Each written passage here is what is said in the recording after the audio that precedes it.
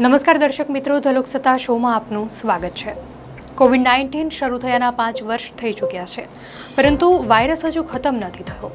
આ દર વર્ષે નવું રૂપ લઈને આવે છે, ક્યારેક ડેલ્ટા, ક્યારેક ઓમિક્રોન અને હવે NB181 અને LF7 તેના જેવા નવા વેરિયન્ટ। હવે આ નવા વેરિયન્ટના ખોફના લીધે અનેક લોકો નવા વાયરસથી બચવા વેક્સિનના બૂસ્ટર ડોઝને લઈને ચર્ચા કરી રહ્યા છે। એવામાં એક મોટો સવાલ ઊભો થાય છે કે શું કોવિડ વેક્સિન પણ બદલાઈ છે? જો હા, તો કેટલી બદલાઈ છે? અમેરિકાની યેલ યુનિવર્સિટીની એક રિસર્ચે આનો ખુલાસો કર્યો છે। ફરી એકવાર કોરોનાના કેસો દેખાઈ રહ્યા છે, જે ધીરે ધીરે ચિંતા ઉપજાવી રહ્યા છે।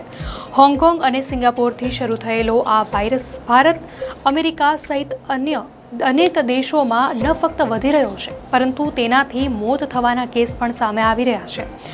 યેલ યુનિવર્સિટીના રિસર્ચ અનુસાર સારી વાત એ છે કે 2022થી દર વર્ષે અપડેટ કરવામાં આવતી રસી હજુ પણ કોવિડની ગંભીર બીમારી, હોસ્પિટલમાં ભરતી થવા અને મૃત્યુને રોકવા માટે પ્રભાવી માનવામાં આવી રહી છે।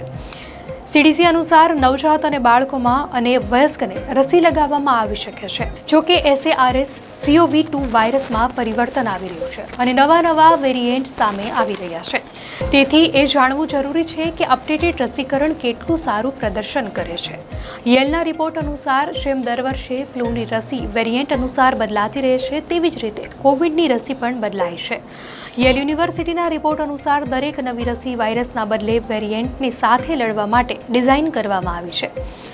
65 વર્ષથી વધુની વ્યક્તિ અથવા ગંભીર બીમારીથી પીડિત વ્યક્તિએ અપડેટેડ વેક્સિન લેવી। બૂસ્ટર ડોઝ જરૂરી છે, કારણ કે સમય સાથે એન્ટીબોડીઝ કમજોર થઈ જાય છે। રસીકરણ બાદ પણ સંક્રમણ થઈ શકે છે, પરંતુ તે ગંભીર રૂપ નથી લેતું।